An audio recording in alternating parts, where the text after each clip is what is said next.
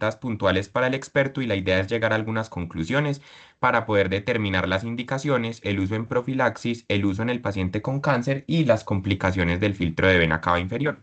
Y finalmente llegaremos a algunas conclusiones o mensajes para llevar a casa. Para hablar entonces de filtro de vena cava inferior, debemos recordar que la enfermedad tromboembólica venosa representa la tercera causa de muerte cardiovascular a nivel mundial. La tromboembolia pulmonar de alto riesgo puede alcanzar una letalidad o una mortalidad específica de hasta el 20% y es la primera causa de muerte intrahospitalaria. Y eso hace que sea muy relevante que los médicos que tenemos contacto directo con estos pacientes reconozcamos esta entidad y sepamos manejarla. A lo largo de la historia, el pilar del tratamiento de la enfermedad tromboembólica venosa ha sido la anticoagulación. Y en definitiva, en los estudios pivotales, esto es lo que ha demostrado tener un efecto, un beneficio en la recurrencia y en el pronóstico de estos pacientes. No obstante, hay que reconocer que todavía estamos lejos de tener un anticoagulante ideal porque sabemos que aumenta el riesgo de forma importante de sangrado. Entonces, se han planteado otras estrategias, principalmente en los pacientes que tienen alto riesgo de sangrado, para el tratamiento de los pacientes con enfermedad tromboembólica venosa. Y ahí surge entonces el precepto del filtro de vena cava. El filtro de vena cava inferior es un dispositivo metálico que tiene como objetivo generar una limitación mecánica en el trayecto del émbolo desde los miembros inferiores hasta la circulación menor.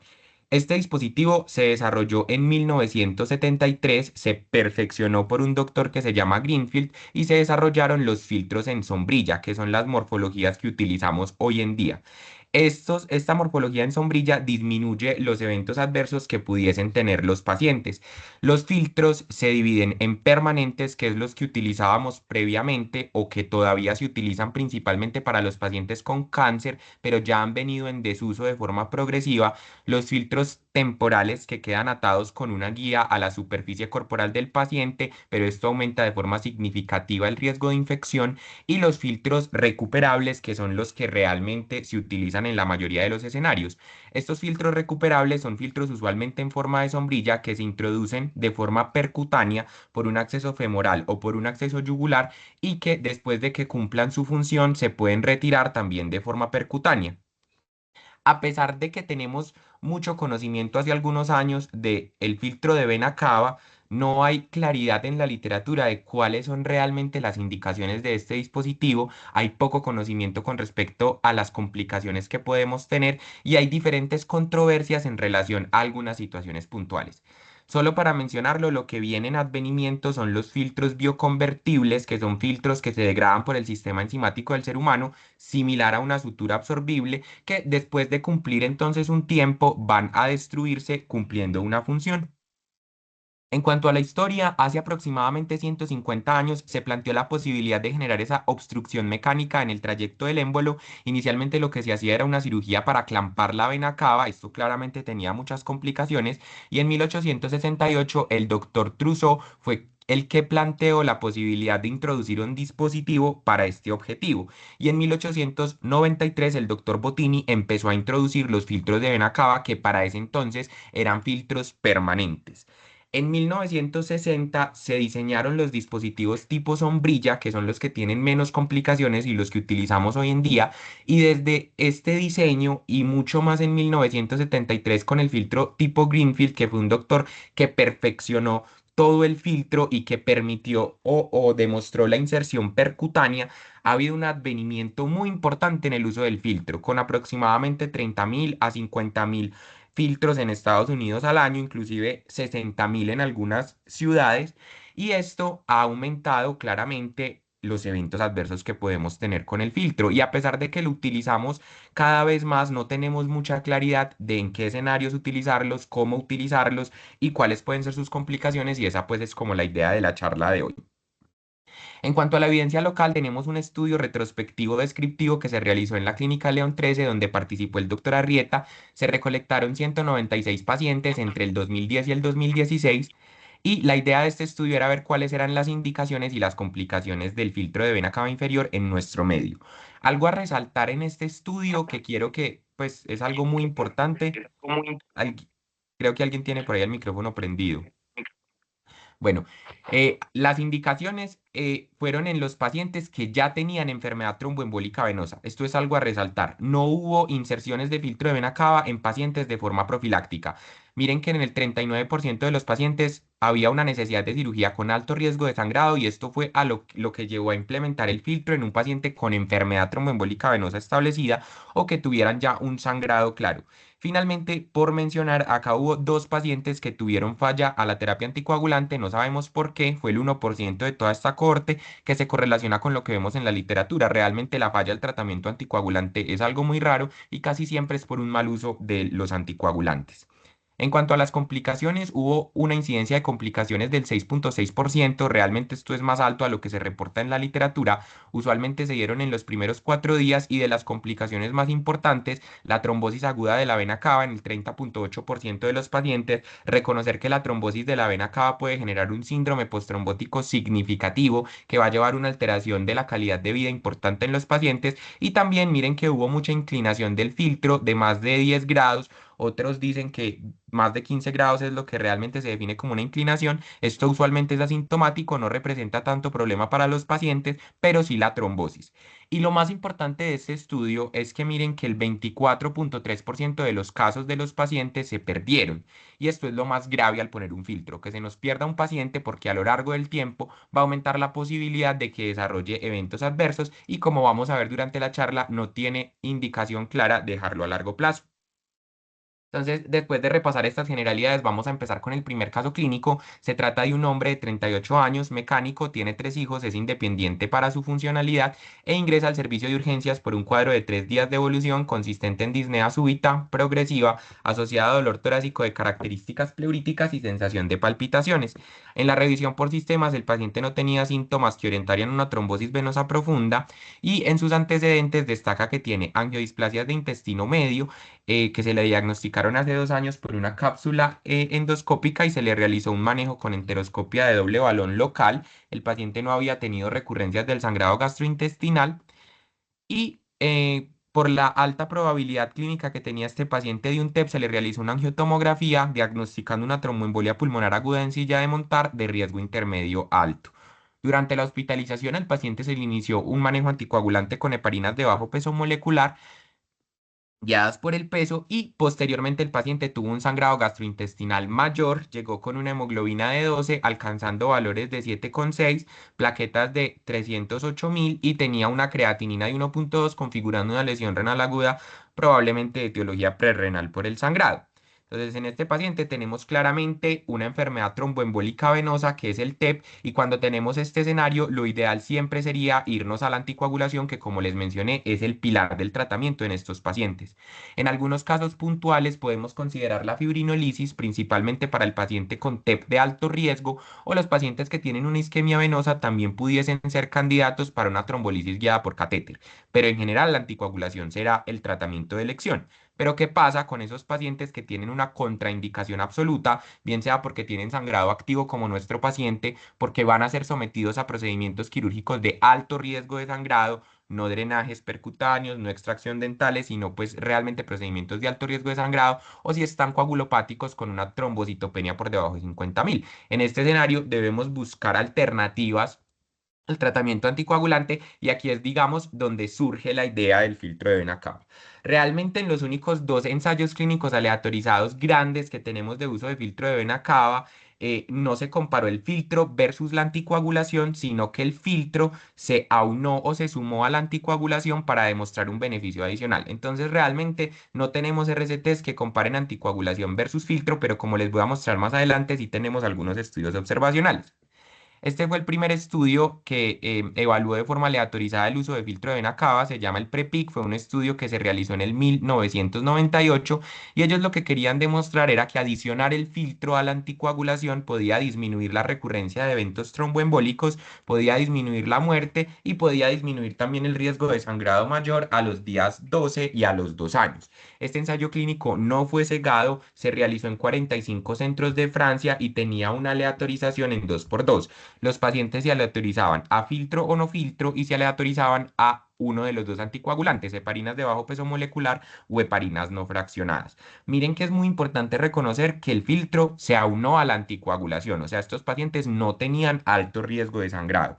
pero querían demostrar para qué se podía servir el filtro. Lo que pasa es que no era ético quitarle la anticoagulación a un paciente que no tenía contraindicación para esta en este momento de la historia que ya sabíamos que la anticoagulación era el tratamiento de elección. A destacar, en la población eran pacientes con una edad avanzada, probablemente la mayor prevalencia de enfermedad tromboembólica venosa la tenemos en esta edad, y miren que había un grupo de pacientes, aunque era poco, menos del 20% con cáncer, que esto es importante porque esta población genera muchas dudas en el tratamiento de la enfermedad tromboembólica venosa, y lo más importante de este estudio en esta tabla es que en definitiva todas las TBPs que se incluyeron en este estudio eran TBPs proximales. Y de ahí a que la indicación del filtro de vena cava sea en el escenario de TBP proximal, no distal.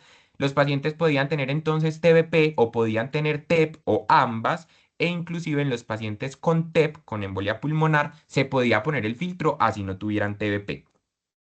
¿Qué fue lo que ellos encontraron?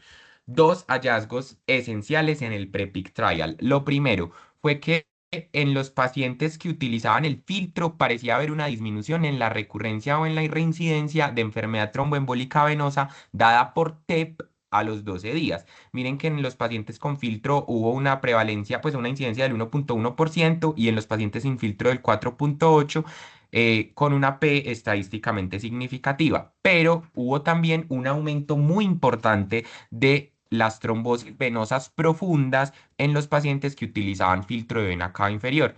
A los 2 años, en los primeros 3 meses, no hubo mayor incidencia de trombosis venosa profunda, pero a los 2 años, en definitiva, los pacientes que utilizaban filtro de vena cava sí tenían mayor incidencia de TBP.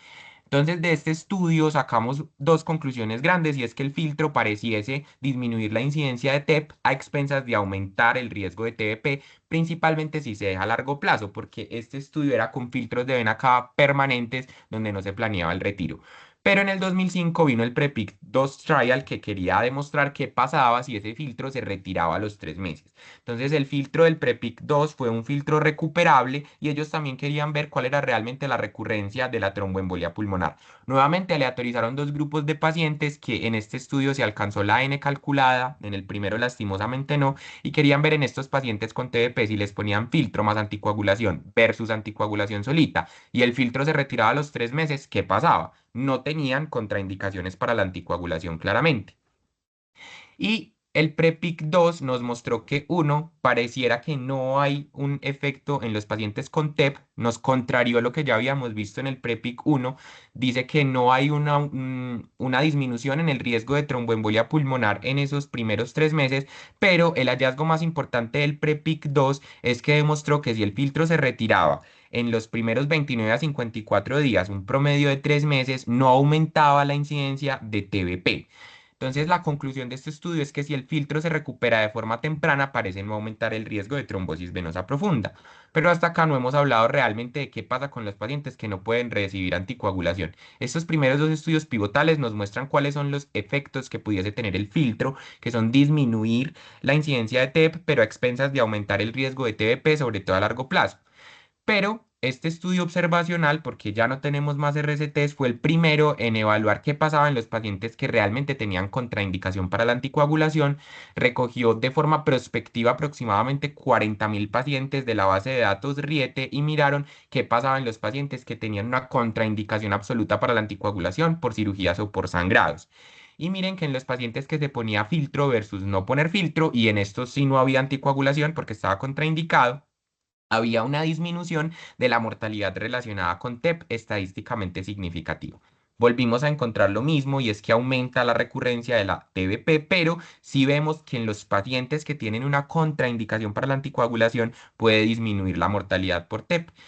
Este estudio se realizó en los pacientes con TBP en el primer mes de la TBP, que ellos definieron como una TBP aguda. Entonces, dos características esenciales para poner el filtro es que sea proximal por los estudios pivotales y es en los que se ha demostrado el beneficio, y segundo, que sea aguda. Los PREPIC no demostraron cuánto tiempo había pasado desde la TBP, pero en este estudio observacional, que es el más importante, a partir del que se hacen las recomendaciones, la TBP ocurría en los primeros 30 días. Se ponía el filtro y allí se encontraban los beneficios. ¿Qué nos dicen las diferentes guías a lo largo de los años? Miren cómo se los resalto en rojo, que la indicación de todas las guías principales es el paciente que realmente tiene una contraindicación para la anticoagulación. Y algunas ponen otras indicaciones que no tienen tanto nivel de evidencia, pero en definitiva todas nos dicen.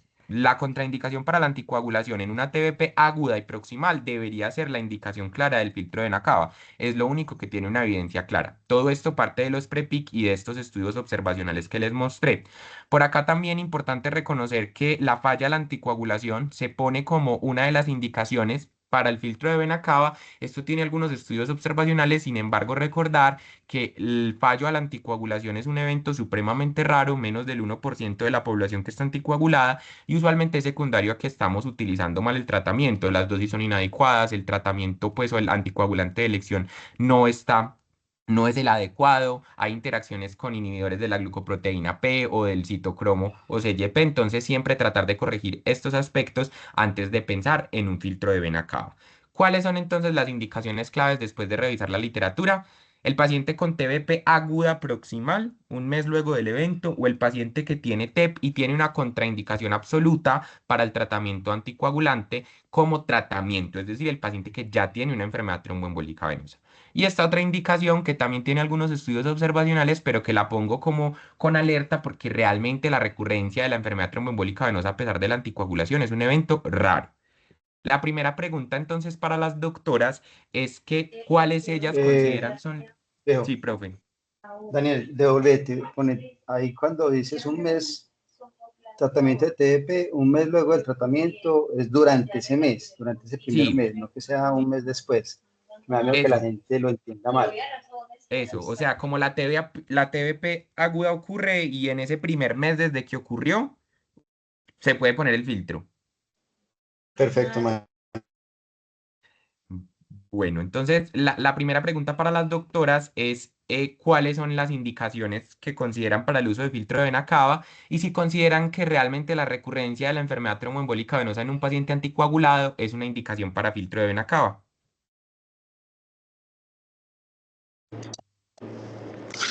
Hola a todos, buenos días. No sé si André va a hablar primero. No, Dani, dale. felicitaciones pues por esa revisión. Vea, yo creo que dejaste las ideas muy claras. Entonces, lo primero es que un paciente con enfermedad tromboembólica venosa aguda, el tratamiento netamente es anticoagulante y eso es lo que demuestra la eficacia clínica. Cuando yo tengo una contraindicación absoluta para anticoagulación, y ahí es importante como tenerlo presente, en un paciente con una TBP, un evento tromboembólico, embolia pulmonar aguda menor de 4 semanas, es donde se considera con la evidencia que tenemos, porque tú lo mostraste realmente, un ensayo clínico que nos muestre eso en un escenario tan raro, pues porque es que también todos los pacientes no sangran, no lo tenemos, pero por guías y con los estudios observacionales, ese es el escenario en el cual en este momento está indicado un filtro de vena cava inferior transitorio. Una vez esa contraindicación para la anticoagulación, que esto es un punto que quiero resaltar y que de pronto lo vamos a mirar más adelante, pase, yo retiro el dispositivo e inicio la anticoagulación, que es el tratamiento que va a disminuir de forma significativa las recurrencias. Entonces, miren que está ligado a colocar un dispositivo transitorio cuando yo resuelva la contraindicación de la anticoagulación. Que ahí probablemente Daniel nos decía que van a haber unos subgrupos de pacientes en que uno debe analizar muy bien esas condiciones y también no ser como tan automático. Estoy completamente de acuerdo contigo en relación que a pesar de que la literatura, especialmente como literatura de radiología intervencionista, de inserción de dispositivos en general, consideran la inserción de dispositivos en pacientes que tengan recurrencias los eventos tromboembólicos, pues no. Cuando uno se pone a ver definitivamente si es una recurrencia real, que es lo más raro que existe, la mayoría de los pacientes lo primero que tienen es una no adherencia o no anticoagulación, que no es infrecuente encontrarlo en la práctica clínica. Inclusive puede ser un evento provocado, el paciente tenía que tener los 3 meses de tratamiento y solo reclamaron un mes. Entonces, ¿puedo presentar una recurrencia? Pues claro, no tuvo el tratamiento adecuado para la anticoagulación, a la dosis inadecuada, la frecuencia de administración inadecuada. Entonces, tener una recurrencia real tiene escenarios que implican conductas que yo considero no necesariamente es la aplicación de un filtro o inclusive ni siquiera ya se puede anticoagular un paciente.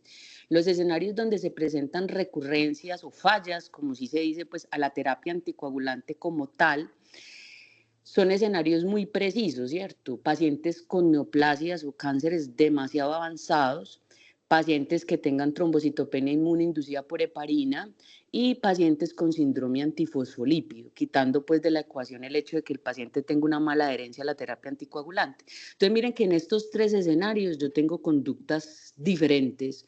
En el paciente que tiene cáncer, probablemente si ya está haciendo eventos independiente de la anticoagulación, estamos en un escenario de final de vida o compromiso netamente de su enfermedad, que es la que va a determinar mortalidad por cáncer. Así que por más de que nosotros hagamos modificaciones o coloquemos el dispositivo, lo único que vamos a ganar son complicaciones, y eso es lo que uno ve como en escenarios cuando ocurre eso en enfermedad tromboembólica y cáncer.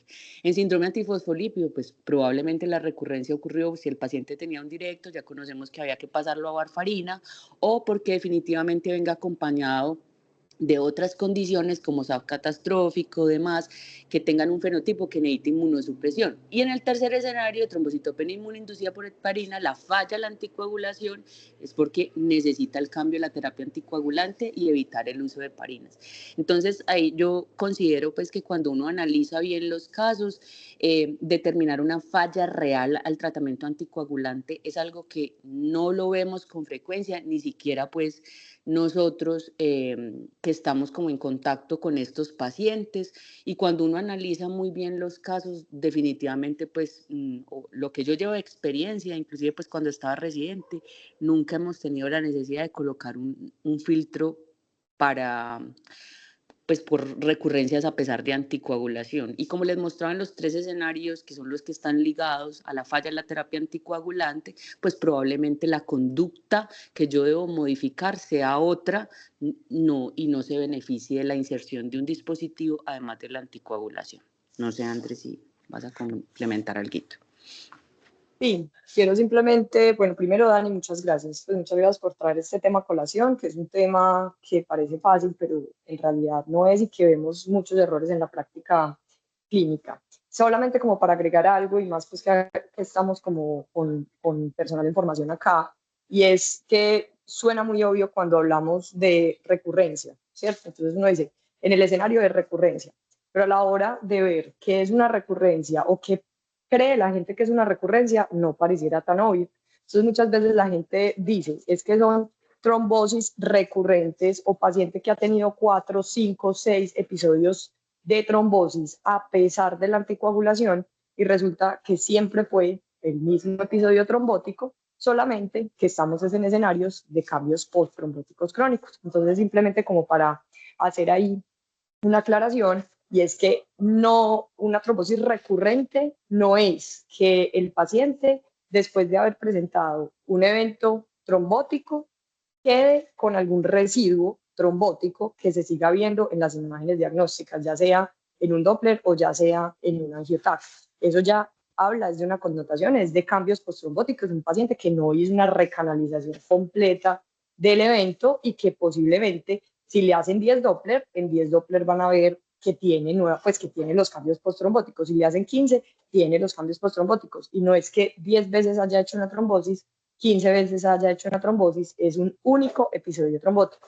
Lo digo porque es muy frecuente que se cataloguen a los pacientes con falla en la anticoagulación porque siguen viendo los cambios del trombo en su historia natural, y ahí siempre van a quedar. Entonces ya están en escenarios crónicos, y no quiere decir que ese paciente tenga una recurrencia, y mucho menos que tenga fallos a la anticoagulación. Entonces son pacientes que o les ponen filtros que porque siguen haciendo trombosis a pesar de estar anticoagulados, a pesar de haberles cambiado la anticoagulación, y nunca son episodios recurrentes, sino que es un único episodio trombótico. Entonces, simplemente como para hacer ahí esa aclaración, y súper de acuerdo pues con lo que dijo la doctora Maribel, o sea, yo creo que hay muchísimas variables que nos podrían explicar que un paciente tenga una trombosis siendo adherente en ciertos contextos, e incluso nos llama a hacer ciertos estudios. O sea, si es muy llamativo que a pesar de ser bien anticoagulado, tengas una verdadera recurrencia, pues eso es una indicación de buscar algo que está pasando, buscar una neoplasia, como decía, una neoplasia ya muy avanzada, o buscar un antifosfolípido pues en los pacientes jóvenes que tengan también otros dominios. Entonces, simplemente es como cambiar otras prácticas clínicas, más no que sea una indicación de poner un filtro de vena cava. Perfecto, doctora. Sí, Muchas gracias. yo ahí le ¿Qué? quiero agregar una cosa, perdón, Dani, yo me meto. Sí, claro, Es profe. que con eso que está diciendo Andrea, que es sumamente importante en la dificultad que hay cuando yo considero que hay una recurrencia por los cambios postrombóticos, es decir, para uno, inclusive por ecografía, es muy difícil diferenciar si sobre una cicatriz, algo que no recanalizó, hay un evento agudo. Si yo no tengo, si tengo un compromiso nuevo en segmentos venosos previamente no comprometidos, ejemplo, mi trombosis fue en la pierna derecha, ahora vengo con edema y clínicamente un nuevo evento en la pierna izquierda, eso es patognomónico, es una recurrencia real. Tenía un segmento previamente no comprometido. Pero cuando yo tengo una cicatriz y saber si sobre algo que ya está obstruido hay un compromiso nuevo, la ecografía, que ustedes hay veces de pronto creen que uno puede solucionar o tener esa respuesta, tiene un rendimiento diagnóstico muy malo para poder saber si sobre esa cicatriz hay un evento agudo. Como eso es un problema y como muchas veces los pacientes, como lo está diciendo André, dicen yo he tenido 15 trombosis, 36 trombosis en la misma pierna, entonces es una invitación a que independientemente de la categorización del evento, la etiología, por lo menos a los 6 meses, cuando yo termino la terapia anticoagulante en un paciente, o a los 6 meses, si yo estoy dejando en tratamiento extendido, que más o menos es el tiempo, en esos 6 en que ya uno sabe si se establecieron cambios postrombóticos, se debe hacer una ecografía, un Doppler de control basal para saber cómo quedó. Yo siempre le digo a mis pacientes, vea, guarden esa imagen, o les digo, vea, usted le limpió. Si le vuelve a tener eso, sepa que ahora que yo lo estoy viendo, yo no le veo absolutamente nada. Pero ustedes en su práctica clínica, cuando tengan una TBP, más o menos sí, 3 a 6 meses, 3 si era algo provocado y terminaron el tratamiento, se debe hacer un estudio basal, no para determinar extensión de la terapia anticoagulante, sino para saber cómo quedó la permeabilidad del sistema venoso, porque más adelante podemos tener esas dudas respecto a si fue una recurrencia real o no, especialmente en pacientes que van a quedar en terapia extendida, que tenemos opciones de manejo muy bueno y que si hay esas preguntas, incluso uno puede ver pacientes que como con un anticoagulante oral directo lo cambian a warfarina pensando que son fallas a la terapia anticoagulante y no, son cambios postrombóticos en un paciente que hace síntomas similar a una trombosis aguda por esos cambios postrombóticos. Listo. Perfecto, doctoras, muchísimas gracias. Entonces, para redondear la idea, creo que nos queda súper claro que la indicación es en el paciente con TBP aguda proximal que tiene contraindicación para la anticoagulación o también en el escenario de TEP, con todas las salvedades que nos hicieron las doctoras. Vamos a seguir entonces con el segundo caso clínico, que creo que es un escenario al que nos enfrentamos rutinariamente. Es una mujer de 23 años, es administradora, tiene un hijo, está casada e ingresa al servicio de urgencias por un accidente de tránsito en calidad de conductora de motocicleta con un trauma encefalocraneano grave, ingresó con un Glasgow de 8 y un trauma cerrado de tórax y abdomen. En cuanto a antecedentes de relevancia no hay ninguno y clínicamente la paciente está con cifras tensionales muy limítrofes, taquicárdica, con un Glasgow 8/15 como les mencioné y dolor abdominal a la palpación difusa.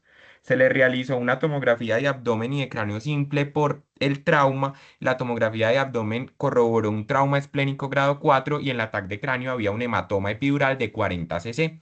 Ambos, neurocirugía y cirugía general, planearon llevar a esta paciente de forma emergente a cirugía e hicieron una interconsulta para determinar si la paciente se beneficiaba de ponerle un filtro de vena cava. Entonces, con el advenimiento tan significativo por los filtros tipo Greenfield y los filtros en sombrilla que ha tenido el filtro de vena cava, hay una extrapolación de estas indicaciones claras que ya vimos a pacientes con otras alteraciones diferentes. En los pacientes politraumatizados, sobre todo, se ha planteado que podría ser muy útil el filtro para prevenir la trombosis porque estos pacientes tienen claramente una alteración importante en la tríada de Virchow e inclusive 60.000 filtros al año se ponen en Estados Unidos y se cree que la mitad o hasta el 40% se utilizan de forma profiláctica. Pero hay que reconocer que a pesar de que vimos que pudiese tener un efecto benéfico en la incidencia de TEP, aumenta el riesgo de TBP, sobre todo a largo plazo. Entonces surge la pregunta de si realmente en el paciente que no tiene enfermedad tromboembólica venosa, así tenga riesgo elevado de presentarla, sirve o no poner un filtro de vena cava. Y tenemos un ensayo clínico aleatorizado que realizó el doctor Ho. El doctor Ho aleatorizó aproximadamente 300 pacientes, un grupo a recibir filtro de vena cava y otro a no recibir filtro de vena cava. Estos pacientes eran pacientes politraumatizados con un índice de trauma de más de 15, dependiendo del mecanismo de trauma y dependiendo del riesgo que tuvieran de lesión de órgano blanco. Y lo que vimos en este estudio es que después de 3 meses no había un aumento o una disminución mejor en el desenlace compuesto de TEP sintomático o de muerte a los 3 meses. No había ninguna diferencia en los pacientes que recibieron filtro o que no recibieron filtro. Estos pacientes fueron sometidos a filtro porque probablemente iban a ser llevados a múltiples cirugías, tenían una contraindicación para la tromboprofilaxis, no se puso tromboprofilaxis, pero lo que encontramos es que poner el filtro de forma profiláctica, inclusive en los pacientes que tienen alto riesgo de desarrollar un evento tromboembólico venoso, como los pacientes politraumatizados, no hay ningún beneficio, no disminuye el TEP y podríamos aumentar el riesgo de TDP como lo vimos en los estudios anteriores. Hay otros escenarios que se plantean rutinariamente en las guías, pero realmente cuando uno revisa la evidencia no hay un beneficio claro. Uno de los escenarios quizá donde más se pone la indicación de filtro de vena cava es cuando se va a hacer trombectomía en el paciente que tiene una hipertensión pulmonar del grupo 4, que tiene un compromiso proximal.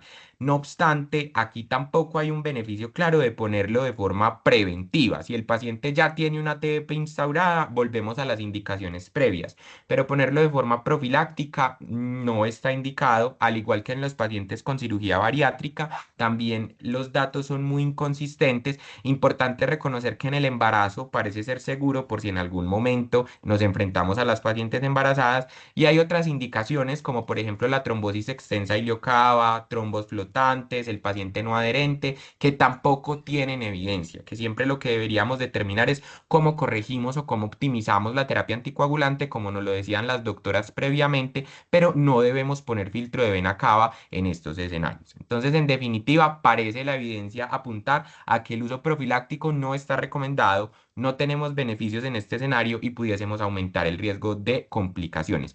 El escenario del paciente con cáncer lo vamos a hablar de pronto un poco más adelante, entonces no lo voy a mencionar. Y la siguiente pregunta para las doctoras es ellas que se encuentran con esto rutinariamente, si en algún paciente considerarían un uso de filtro de vena cava de forma profiláctico.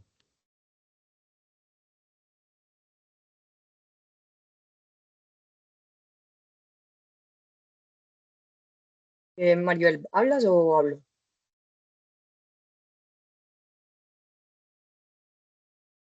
Bueno, voy entonces a empezar yo.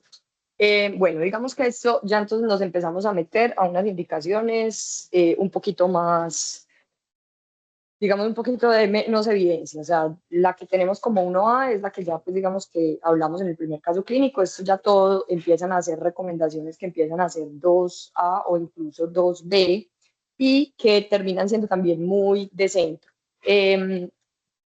Todo este tema, pues digamos, como del uso de filtro de forma profiláctica, no está por el momento lo suficientemente estudiado como para que sea una recomendación global. Me explico, o sea, no se va a hacer de forma rutinaria. Tenemos este caso o este escenario específico que es en el paciente con politrauma. En el paciente con politrauma, digamos que es como de los de profilaxis en el que más estudios tenemos, pero como bien pues Dani acaba de decirlo, pues digamos que no es una recomendación demasiado robusta. Empiezan incluso de formas nuevas a salir otras estrategias para prevenir la trombosis venosa. Incluso el día de ayer en aulas abiertas estuvimos revisando el uso de tromboprofilaxis un poco más intensificada en los pacientes con politrauma para prevenir los eventos trombólicos venosos, porque ya sabemos que son bastante frecuentes, pero digamos que todavía no tenemos como algo muy claro de cuándo se tienen que utilizar estos filtros de vena cava. A la evidencia de hoy no se hacen de forma profiláctica y pues ya estamos, antes es como tratando de incentivar un poquito más el uso de tromboprofilaxis de forma temprana para prevenir los eventos de trombosis, una vez ya se corrigen, digamos, como las fuentes de sangrado de los pacientes. ¿Por qué les digo eso? Porque de igual manera eso también termina retrasando mucho los manejos y eso es algo que hay que tener en cuenta.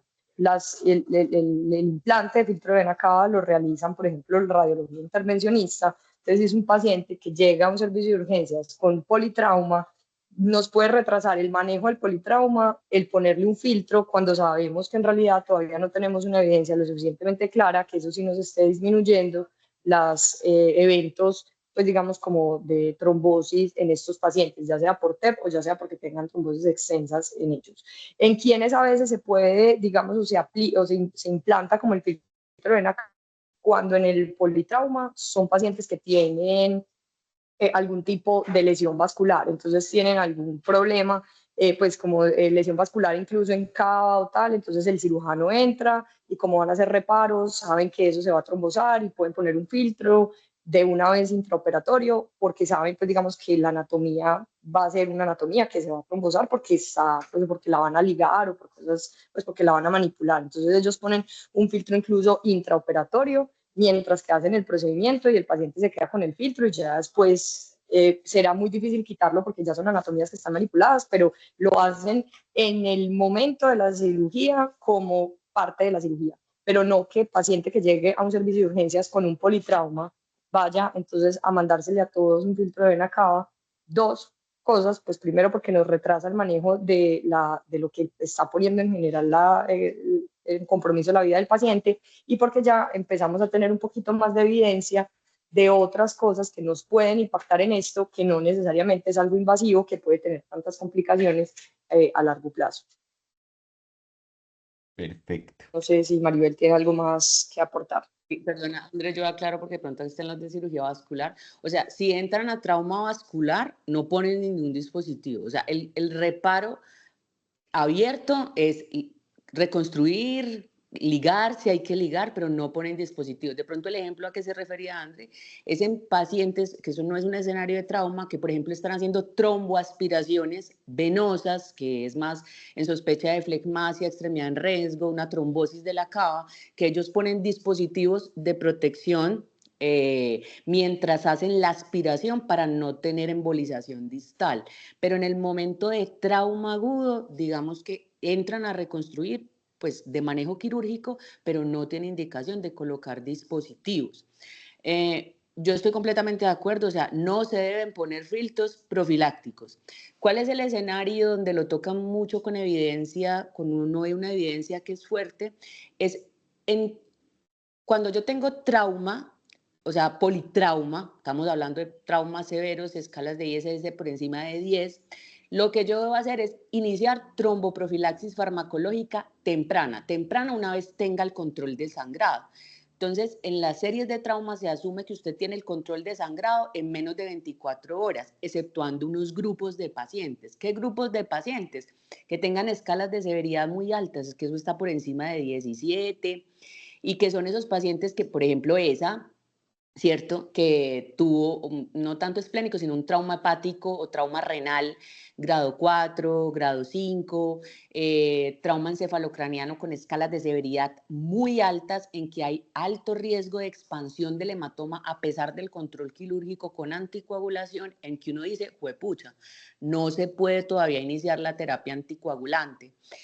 En ese grupo de pacientes que digamos que no se logra el control de sangrado en las primeras 24 o 48 horas, que usted debería estar colocando tromboprofilaxis farmacológica, inclusive adicional a la mecánica, que también no se puede colocar en todas las veces porque usted puede tener fracturas de hueso largos, pues lo mejor es usted hacerle ecografía, digamos, seriada, que eso tiene también sus limitaciones en la revisión, pero cuando ocurre en contexto de UCI, como esa severidad, pues antes de colocar el dispositivo, que lo puede llevar, porque igual tampoco lo va a poder anticoagular, a toda la trombosis de la cava y puede ser peor para el paciente, es mejor hacer la ecografía seriada y de pronto ya tomar la conducta si hace el evento. Más que colocar el filtro de forma profiláctica. Pero a lo que van las series en que usted haga un control local, digamos un control rápido del sangrado y que sepan que inclusive en esos traumas craneoencefálicos severos, uno más o menos en 72 horas está iniciando la tromboprofilaxis farmacológica y mientras no hayan fractura de huesos largos que contraindique, el paciente debe tener compresor mecánico bilateral en las piernas. Perfecto, profes. Muchísimas gracias. Creo que queda claro también entonces el uso en estos escenarios de forma profiláctica. Vamos a seguir con el tercer caso, que creo que es un escenario que es algo complejo. Se trata de un hombre de 85 años, es cesante, soltero, residente y natural de Salgar, tiene un Bartel de 45 puntos e ingresa al servicio de urgencias por un cuadro clínico de 2 días de evolución consistente en disnea de inicio súbito asociado a dolor torácico de características pleuríticas a nivel interescapular. Es el primer episodio que ha tenido. Tiene un antecedente de un glioblastoma de alto grado que se le diagnosticó hace 2 años. Se le realizó hace 1 año y medio una resección del glioblastoma. Previamente había estado con temozolomida por 1 año. Sin embargo, en este momento está sin tratamiento o el tratamiento es con intención paliativa porque progresó la enfermedad tumoral. Adicional, tiene una fibrilación auricular sin patología valvular asociada. Estuvo anticoagulado con DOAX, con apixaban y tuvo un sangrado en sistema nervioso central hace 1 año. Por la clínica y la alta probabilidad pretest se le realizó una angiotomografía de tórax confirmando una tromboembolia pulmonar aguda segmentaria derecha de riesgo intermedio alto. Entonces entramos a otro escenario importante en la enfermedad tromboembólica venosa, que es la trombosis asociada a cáncer. Sabemos que la trombosis asociada a cáncer aumenta de forma importante la morbimortalidad de estos pacientes, generando incluso un riesgo de muerte de 3,4 veces más. Es la segunda causa de muerte en el paciente con enfermedad maligna después de la enfermedad maligna per se. Y con todas las intervenciones actuales que tenemos, la terapia target, la inmunoterapia, las cirugías, probablemente los pacientes tengan una sobrevida mucho más larga y aumente la probabilidad de que hagan enfermedad tromboembólica venosa. Como bien nos decía la doctora Maribel previamente, estos pacientes sí recurren, a pesar de la anticoagulación, en algunas series hasta la mitad pueden recurrir y hasta el 28% de los pacientes que tienen filtro de vena cava pueden tener recurrencia de los eventos tromboembólicos, también de tromboembolia pulmonar, porque estos pacientes tienen alteraciones importantes en la tríada de Virchow, son pacientes enfermos que tienen estasis, el ambiente tumoral aumenta muchos biomarcadores que favorecen la trombosis y en general todos los factores o comorbilidades asociadas al cáncer también favorecerán la trombosis. Pero es muy importante reconocer, como nos lo mostró este estudio que es el Garfield BT, un estudio observacional de pacientes con cáncer, que el HR para sangrado en los pacientes con cáncer también es muy alto. Entonces acá entramos quizá en una dualidad de si anticoagular o no, que está claro que si el paciente no tiene una contraindicación absoluta, pues se deberá anticoagular, pero teniendo en cuenta que aumenta el riesgo de sangrado. Hay un escenario puntual en cáncer que son las metástasis en sistema nervioso central, sobre todo de carcinoma renal de células claras, melanoma, anaplásico de tiroides o coriocarcinoma, o los primarios en sistema nervioso central como glioblastoma, que es mucho más difícil porque estos pacientes sí tienen mucho riesgo de sangrado y es un sangrado en sistema nervioso central que claramente va a alterar de forma significativa su calidad de vida. Entonces, en estos escenarios puntualmente se ha investigado el uso de filtros permanentes o inclusive filtros a largo plazo para tratar de disminuir el riesgo de eventos tromboembólicos, pero vamos a ver realmente si esto sirvió o no.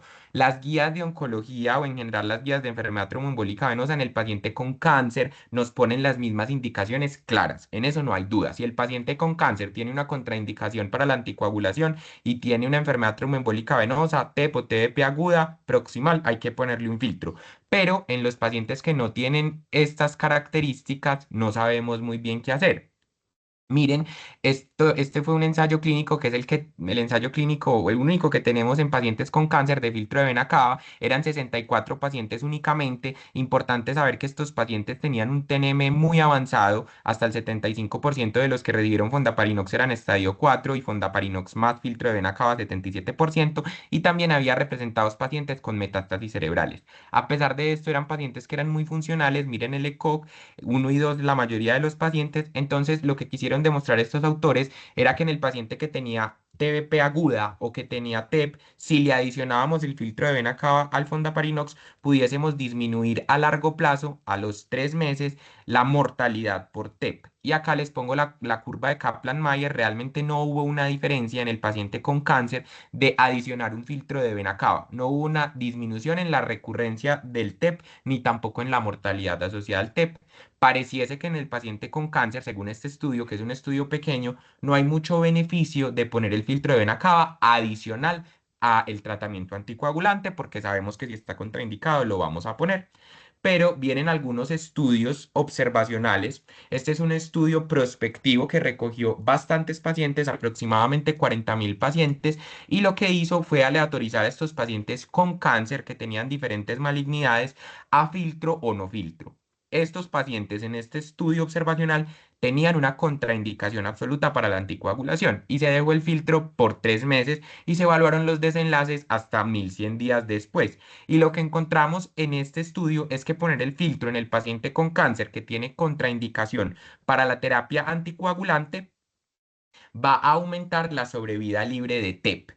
Pero lo que tenemos hasta ahora no es diferente a lo que hemos hablado. La duda grande en el paciente con cáncer es si dejar el filtro a largo plazo, porque estos pacientes probablemente sea muy difícil revertir la contraindicación para la anticoagulación. Por ejemplo, el paciente que tenemos acá que tiene un glioblastoma de alto grado que ya sangró y que probablemente vaya a volver a sangrar.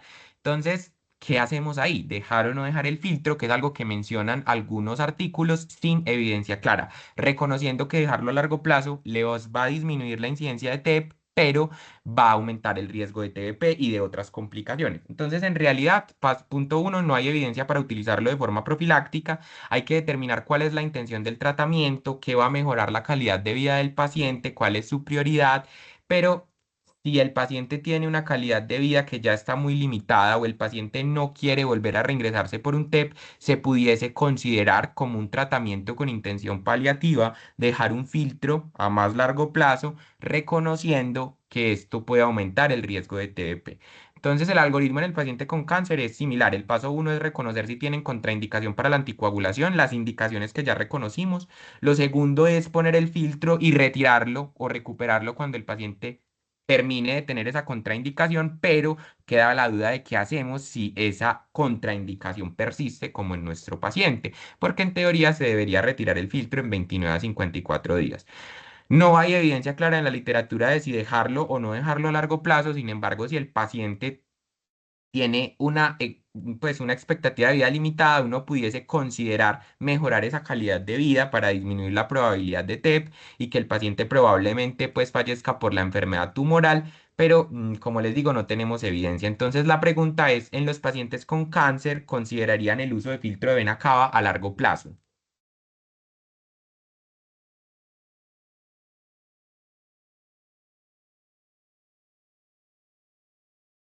Empiezas, Maribel.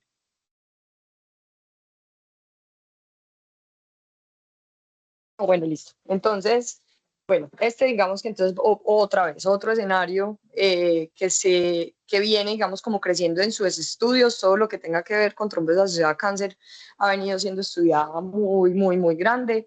Ya sabemos que de forma profiláctica, pues sin duda no, y más estos pacientes que tienen tanto riesgo de tener trombosis, entonces ponerles un dispositivo endoluminar les va a dar una connotación muchísimo más grande de tener un evento trombótico e incluso, pues lo importante en el paciente con cáncer, cuando vamos a hablar de la parte profiláctica, es adherirnos a las guías para el inicio de tromboprofilaxis de forma temprana, que eso es algo que incluso suena muy, muy fácil, pero cuando empezamos a mirar en estudios poblacionales o incluso en la práctica clínica, hay muy poca adherencia a las guías para el inicio de tromboprofilaxis en el paciente con cáncer, y más ahora que tenemos tantas nuevas terapias que también son trombogénicas. Entonces la trombosis asociada a cáncer ha venido incrementando mucho, pero no hemos impactado casi en las prácticas clínicas ambulatorias para el inicio de tromboprofilaxis farmacológica. Entonces, mucho menos pues el escenario de pensar en poner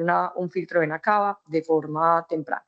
Ahora, el otro escenario, que es el escenario que están planteando Daniel, que es un poco más complejo, son esos pacientes que tienen neoplasias, la mayoría de ellas porque tienen algún compromiso de mucosas endoluminal. Entonces pasa mucho, por ejemplo, o en el caso que expone Daniel, que es del sistema nervioso central, pero nos pasa mucho también en los pacientes que tienen cáncer, por ejemplo, en las mujeres que tienen cáncer genitourinario y que son masas friables, que a pesar incluso de hacerles embolizaciones, siguen sangrando, que no son susceptibles a manejo quirúrgico, o pacientes que tienen úlceras, lesiones ulceradas gástricas, que tampoco van a ser susceptibles a manejo quirúrgico y que tú sabes que igual entonces no vas a tener cómo impactar en la anatomía y el perpetuador del sangrado no se va a controlar. Entonces en estos pacientes uno digamos que pone el filtro de vena cava porque tiene una contraindicación absoluta y estás en el escenario agudo, que es la indicación 1A que ya tenemos, digamos, como muy clara. Pero entonces la pregunta de cuándo quitarla empieza a ser un poco más compleja. ¿Por qué empieza a ser más compleja? Porque si es un paciente al que va a ser llevado a un manejo definitivo, entonces uno dice, listo, le vamos a dejar el filtro hasta que el manejo definitivo, en donde se retire, digamos, como la lesión que es la susceptible de sangrado, ya esté controlado, pues lo dejamos con el filtro, y una vez eso ya esté resuelto, entonces le empezamos anticoagulación. Pero hay pacientes que definitivamente esto no va a ser posible porque no son susceptibles al manejo. Entonces ahí hay dos cosas, una un poquito ética también, y es hasta qué punto el filtro de vena cava es una de las conductas que tienen que tomar como cuidado paliativo.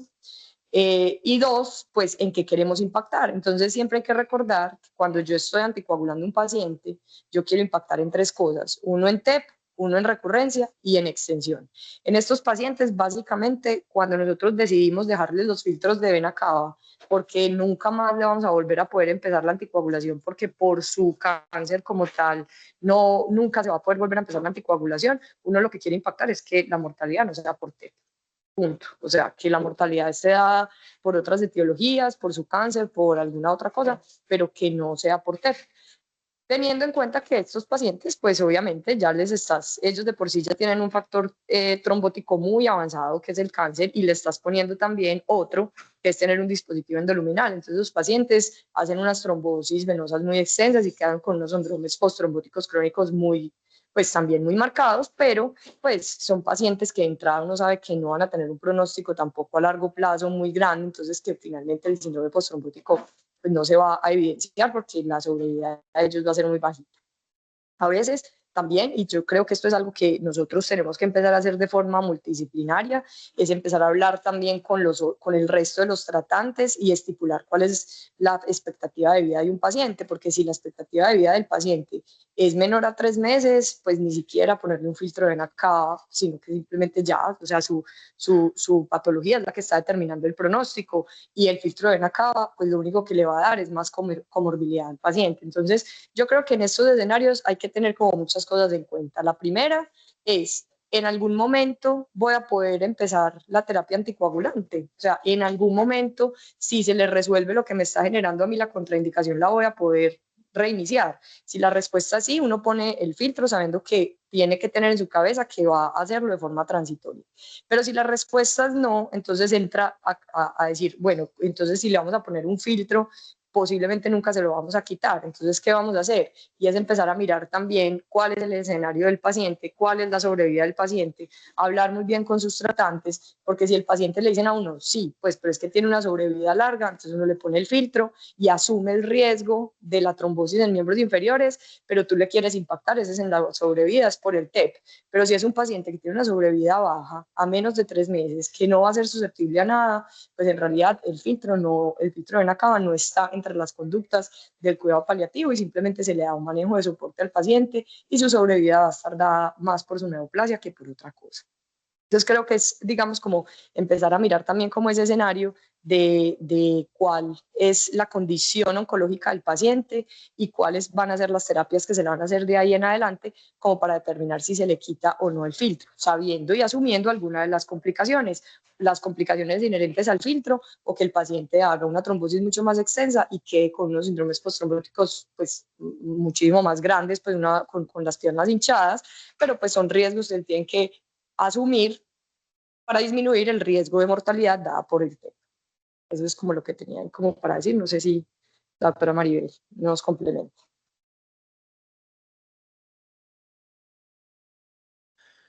O si quiere, profe, por el tiempo pasamos al último casito y la profe Maribel nos ayuda con este último.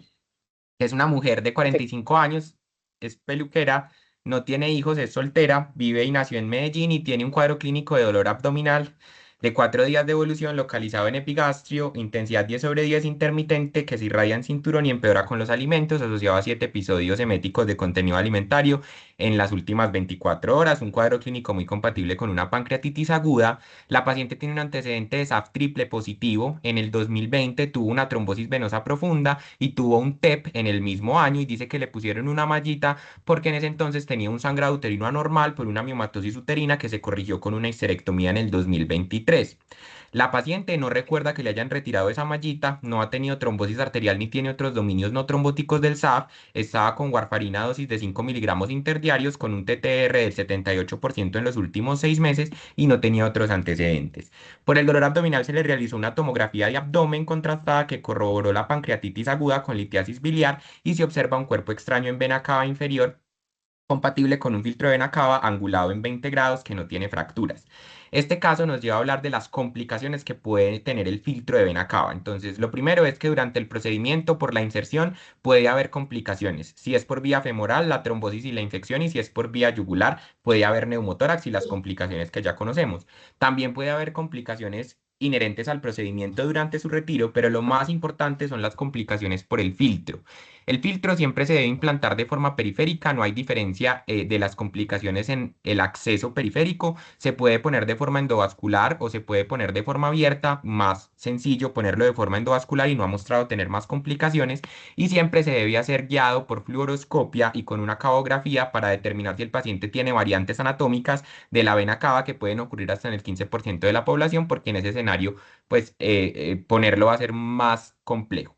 Definitivamente lo más relevante al momento de poner un filtro es determinar el momento de retiro cuando culmine la contraindicación para la anticoagulación, porque esto es lo que nos va a disminuir las complicaciones. Las complicaciones son raras en el 0.5%, pero ocurren usualmente luego de los 30 días. En las revisiones sistemáticas más grandes, el retiro lastimosamente solo se logra en el 34% de los pacientes y esto es lo que condiciona las complicaciones.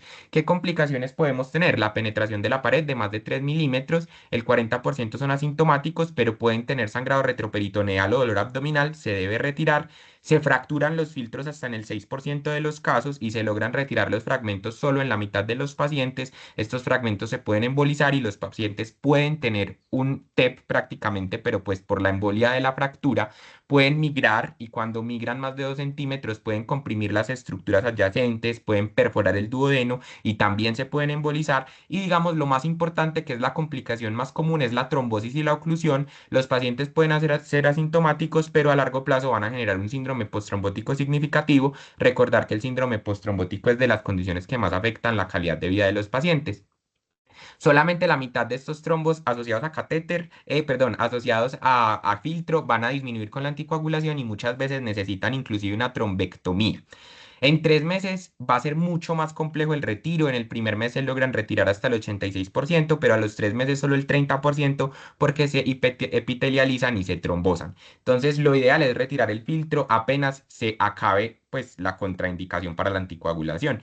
En el 2010 y en el 2014 la FDA hizo un comunicado de que los filtros se deben retirar siempre cuando se culmine esta contraindicación y que el clínico que pone el filtro es el responsable de hacer el seguimiento para retirar este filtro.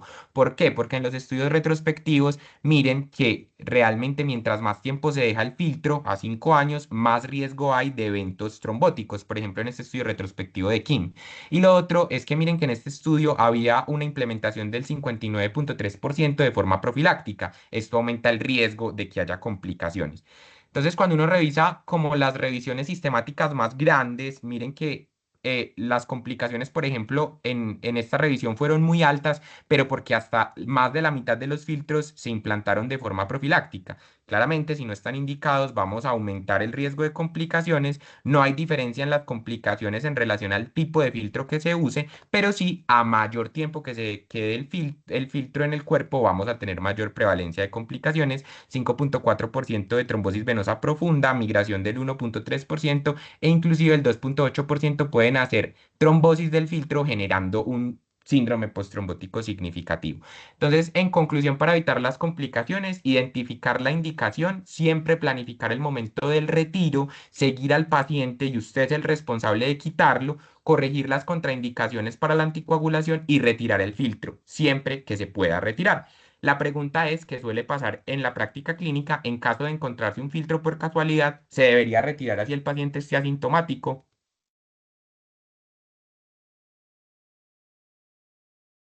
¿Me escuchan? Que Sí, ya tengo profe. como mala señal. Listo, me dicen si de pronto no me escuchan. Pues a ver, lo que uno hace sobre todo es entender si son filtros de la nueva generación que tú, digamos, los comentaste. Uno puede tener hasta, pues, digamos, probabilidad de retiro 6 meses o inclusive hasta 12 meses con retiros tardíos. Cuando ya el filtro tiene una angulación, como el caso de la paciente, pues ya es un filtro que quedó permanente porque no se puede retirar, ¿sí? Sin embargo, pues uno que trata, si uno, el filtro que lleve más de un año, o sea, hay pacientes que le hicieron la imagen y tienen filtros de hace 5 o 6 años, la probabilidad de retiro es muy baja, con muy alta probabilidad de complicaciones, se dejan ahí. Si ha sido un filtro pues conocido, última generación, que el filtro está dentro del año de la inserción, lo primero que uno puede hacer es revisar la imagen con los radiólogos intervencionistas, que es lo que hacemos. Y ellos ya mirando el filtro, al menos en la tomografía donde se encontró, ya tratan de hacerla, pues dicen que sí vale la pena de hacer la cagografía para el intento de retiro.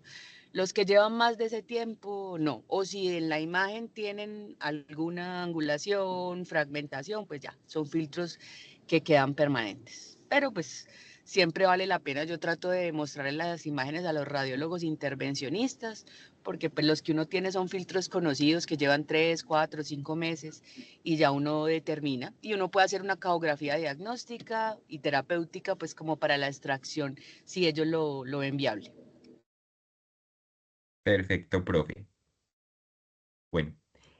Para las conclusiones, entonces, el filtro de vena en definitiva es una medida de salvamento para los pacientes que tienen una contraindicación absoluta para la anticoagulación por la enfermedad tromboembólica venosa. No hay mucha evidencia o no hay evidencia en definitiva de utilizarlo de forma profiláctica. Siempre que pongamos un filtro, debemos determinar cuál es el mejor momento de su retiro cuando el paciente culmine la contraindicación para la anticoagulación y debemos hacer todo el esfuerzo médico por corregir estos factores que contraindican la anticoagulación, porque en definitiva este es el tratamiento de lesión y de elección y en definitiva en el paciente con cáncer el uso a largo plazo es debatido, pero tampoco tenemos algo muy soportado por la evidencia. Muchas gracias y quedo atento a cualquier pregunta e intervención de los profes.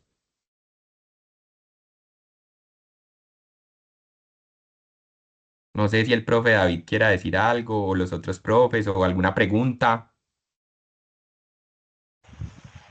No, Jenny, muchas gracias, hermano. Muy buen trabajo. Te felicito por el trabajo que hiciste. De verdad que lo hiciste muy bien, hombre. Te felicito. Ahora, yo quisiera como plantear una duda en esos últimos 5 minuticos y es a veces las indicaciones que tenemos para colocar un filtro de vena cava en pacientes que ya tienen una trombosis venosa profunda con proximal, con menos de un mes de este evento y que van a ser llevados a cirugías en hospitales que a veces sabemos, pongamos un ejemplo, que tienen que operarlo mañana, pero resulta que la cirugía se atrasa, se la hacen esa en la tarde, y cuando uno ve, parece ser una cirugía sencilla, pero finalmente el paciente va a estar aproximadamente 24 horas sin anticoagulación. Ese es un escenario que me parece importante que nos una idea del servicio vascular, cómo ha sido su su experiencia y qué recomendaciones nos dan, dónde han visto de pronto errores de parte nuestra. Y también algo que no aparece en la literatura, y es que en algunos de esos casos uno podría considerar, aunque no lo dice la literatura, hacer un Doppler venoso de miembros inferiores para de pronto desestimular esa, pues como inclinar la balanza y decir, bueno, no le vamos a colocar el filtro de vena acá porque, bueno, como que hay de solo 24 horas que va a estar haciendo anticoagulación, pueden ser 36 horitas, pero este paciente mejor le hagamos un Doppler y si no tiene pues TBP, pues no le pongamos en el Doppler, pues no le coloquemos el filtro. Pero en el papel, eso no dice la literatura dice, si el paciente tiene más de 24 horas, no se puede anticoagular por más de 24 horas, en el evento agudo, usted debería colocar un filtro transitorio si el paciente va a ser llevado a cirugía. ¿Me escuchan, profe? Sí, profe. Ah, bueno, listo.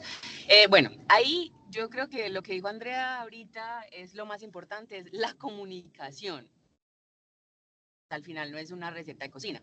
Cuando yo tengo un paciente con un evento tromboembólico agudo de menos de 4 semanas, para este sí, muy especialmente como la TBP proximal, tener una cirugía de alto riesgo de sangrado, o sea, que se estima que en el posoperatorio yo tengo que tener una interrupción de al menos 24 horas, es decir, 24 horas antes de que lo operen y más de 24 horas después de el manejo quirúrgico. Eso es una contraindicación absoluta para la anticoagulación.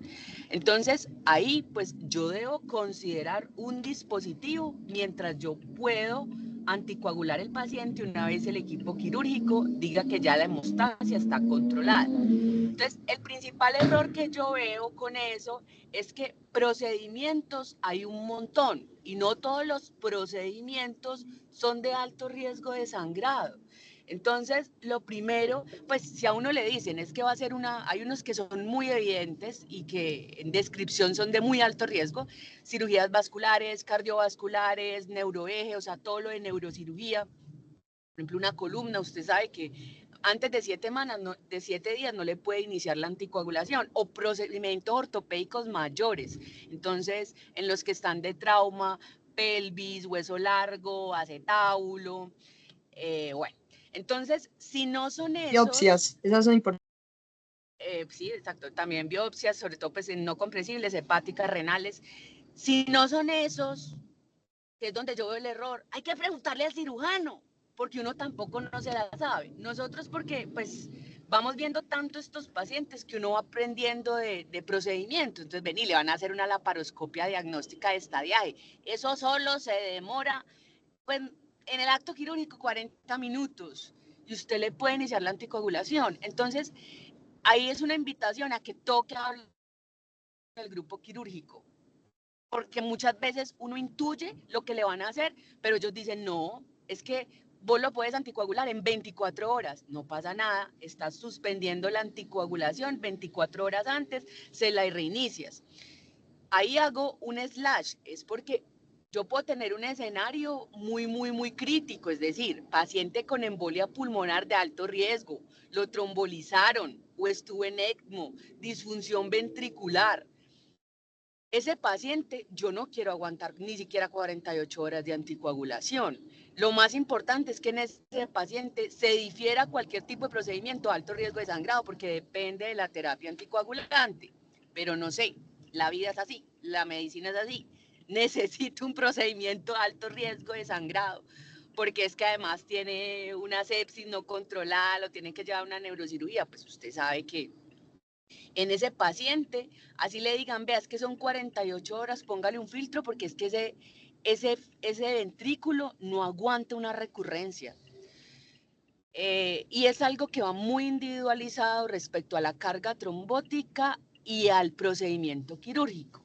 Entonces, la invitación también va muy a eso, es que no ser como tan automáticos, o sea, tengo que suspender, sí, así lo dice la recomendación, si tengo un evento de menos de 4 semanas, que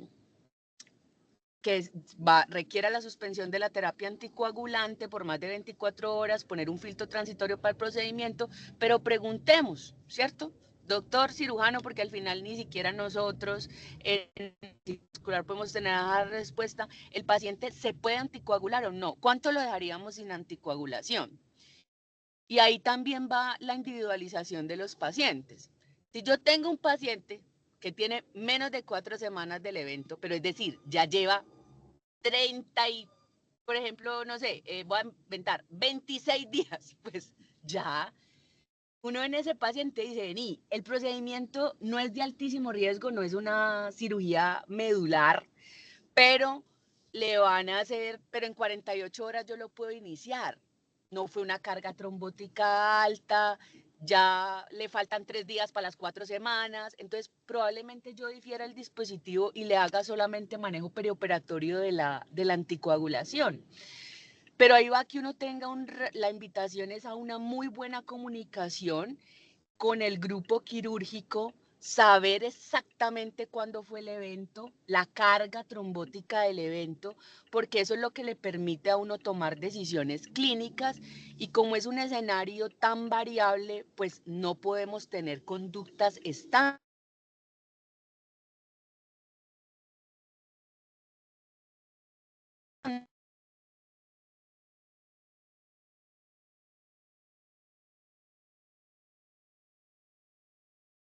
de colocar como un argumento válido. Yo creo que se me fue la señal. ¿Aló?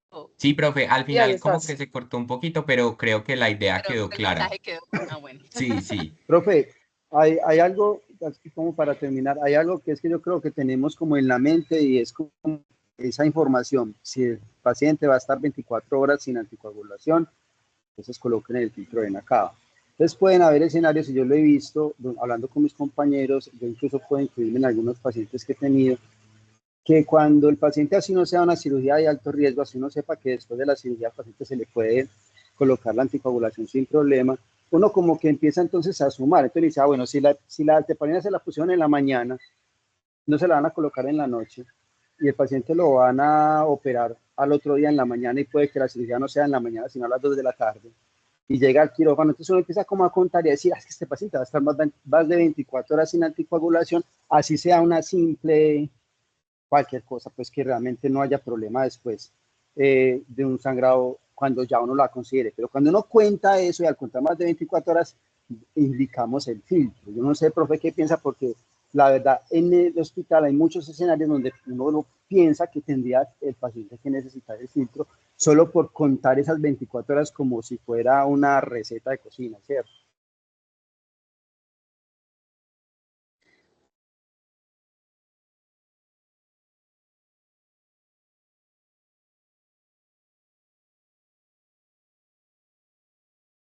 No sé si estás silenciada y estás hablando. Creo que ya ahí. ¿Me escuchan? Sí, profe, ya. Y ya, Sí. sí, te escucho. Ah, bueno, listo. Que es difícil, profe, porque ahí sí le toca a uno como individualizar muy bien cuáles son como otros predictores de riesgo, como de complicaciones trombóticas o de sangrado del paciente, es decir, la carga trombótica, cuándo se la pueda uno iniciar, pero tampoco está mal ni se sienta mal, o sea, muchas veces también es la realidad. O sea, si yo no pude hablar, porque es que también hay veces no podemos hablar con todos, eh, yo considero que definitivamente va a estar mucho tiempo, no lo puedo responder, pues tampoco para nada, porque usted tiene claro que usted va a retirar el dispositivo, ¿sí? O sea, uno también hace la práctica a favor del paciente y tiene la indicación. Si está evento agudo de menos de 4 semanas, paciente que va a hacer una cirugía de alto riesgo de sangrado, que yo no pueda iniciar la anticoagulación, pues se lo pongo.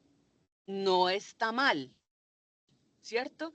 Desde que yo tenga claro que voy a reiniciar la terapia anticoagulante, si la pude reiniciar temprano, pues mejor, porque voy a tener menos complicaciones trombóticas del dispositivo y yo como tratante que lo inserté o como el que estoy haciendo el seguimiento, tengo que tener claro que se lo voy a retirar.